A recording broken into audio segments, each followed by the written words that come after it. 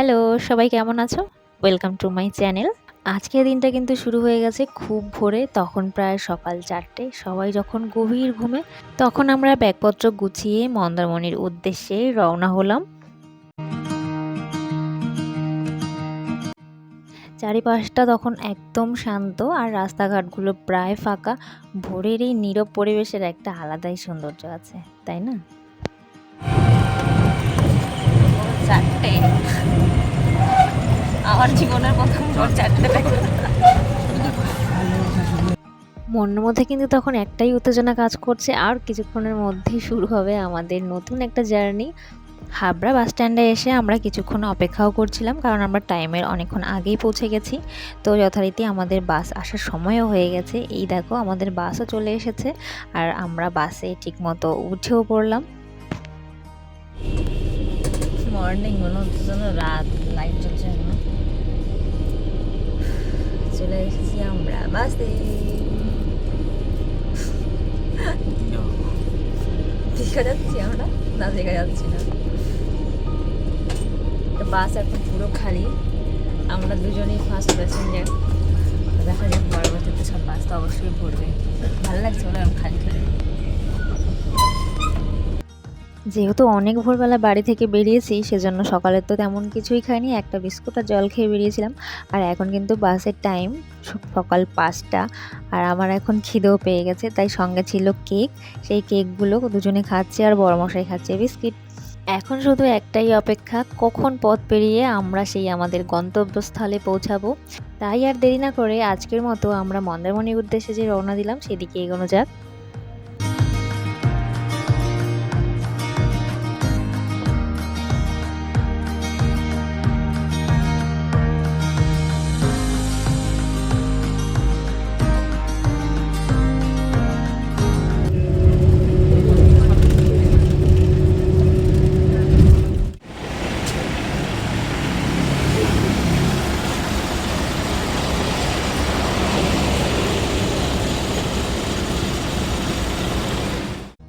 কয়েক ঘন্টা মতো বাস চলার পর, মানে ওই সকাল 9টা নাগাদ আমাদের বাস এসে পৌঁছালো বাগনান বা কোলাঘাটের কাছে। তো এখানে একটা ছোট্ট হোটেলে দাঁড়িয়েছিল। এখান থেকে সবাই কিছু না কিছু খাবার খাচ্ছিল, কারণ বেশ কিছুক্ষণ বাস তো দাঁড়ায়নি। এখন আমরা চা আর বিস্কিট একটু খেয়ে নিলাম। সকাল থেকে তো চা খাওয়া হয়নি, তাই একদম ঘুমিয়ে ঘুমিয়ে এনার্জিটা লো হয়ে গেছিলো। এবার চাটা খেয়ে এনার্জি যেন আবার ফিরে পেলাম। আর এখন শুধু সময়ের অপেক্ষা করছি কখন গিয়ে আমরা আমাদের জায়গা মতো পৌঁছাবো। তো বাসের মধ্যে দেখছিলাম ভোলানাথ বাবা, তো বাবাকেও একটুখানি ক্যাপচার করে নিলাম। তারপর আবার ধীরে ধীরে আমরা এগিয়ে চললাম আমাদের গন্তব্যস্থলের দিকে।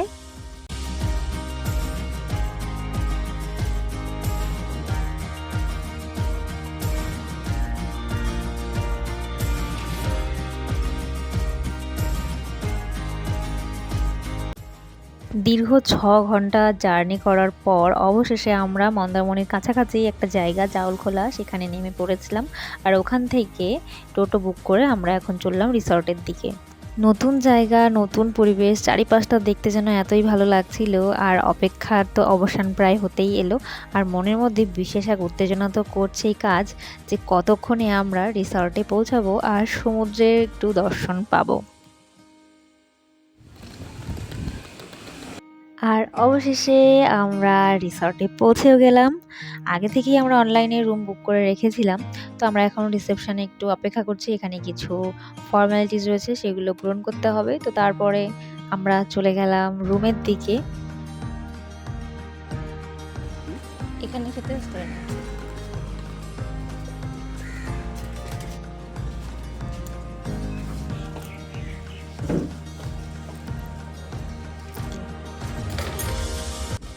আমরা কিন্তু কটেজ রুমগুলো নিয়েছিলাম, কারণ চারিপাশটা এত সুন্দর খোলামেলা, আর সত্যি রিসর্টের ভেতরটা এতটাই সুন্দর, তোমরা দেখলেই বুঝতে পারো। এদিকে বাও, এদিকে বাও। হ্যাঁ, চারিপাশে সবুজে ঘেরা শান্ত পরিবেশের মাঝে সুন্দর এই কটেজ, সব মিলিয়ে একদম মন ভালো করে দেওয়ার মতো একটা জায়গা। ব্যাগপত্র কোনো রকমের রুমের মধ্যে রেখেই চারিপাশটা আগে ঘুরতেই বেরিয়ে গেছি। কটেজের পুরো সীমানাটার মধ্যে কি কি রয়েছে না রয়েছে সেগুলো দেখার জন্য আমরা একটু এগিয়ে চললাম। তো এখন কটেজের পেছনের দিকে আমরা যাচ্ছি, যেখানে বিচ সাইড। তো এখানে এসে মনটা একটু ভালো লাগছিল, তারপরে যখন একদম বিচের কাছে গেলাম আমার মনটা না একটু খারাপ হয়ে গেল। ভিডিওটা দেখো তাহলে তোমরা বুঝতে পারবে।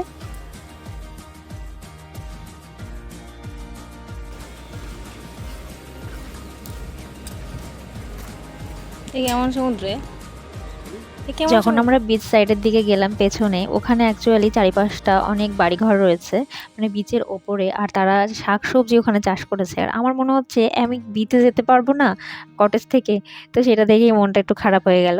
তারপর চারিপাশটা যখন আরেকটু ভালো করে দেখলাম, আমাদের রুম থেকে মাত্র 10 মিনিটের হাঁটা পথেই একদম মেইন বিচ। স্নান করে ফ্রেশ হয়ে চলে এসেছি আমরা এখন রুমে। এখন কটা বাজে? 12:30। আমাদের লাঞ্চও চলে এসছে, লাঞ্চ অর্ডার দেওয়া হয়েছিল, তো কী কী এসছে চলো দেখিনি। এদিকে আছে ঝুরি আলু ভাজা, প্লেন ডাল, ডালের বালতিটা সেই, এটা হচ্ছে আলু পোস্ত। আমাদের কটেজ রুমটাও ছিল খুবই সুন্দর, ছোট্ট মোট্ট, একদম সব কিছু পরিপাটি, বেশ ভালো লেগেছে আমার। তো আমরা এখন দুপুরবেলায় খেতেও বসে গেছি, প্রচুর খিদে পেয়ে গেছে। এখানে নিয়েছিলাম, আর যেহেতু নিরামিষ ডে ছিল আমাদের, তো আমরা ডাল, নর্মালি আলু পোস্ত, আলু ভাজা এগুলোই নিয়েছি। আর বেশিরভাগ তো সব ননভেজ আইটেম, আর রিচ কিছু নিইনি, কারণ বাড়ি থেকে তো প্রচুর রিচ খাওয়া হয়েছে।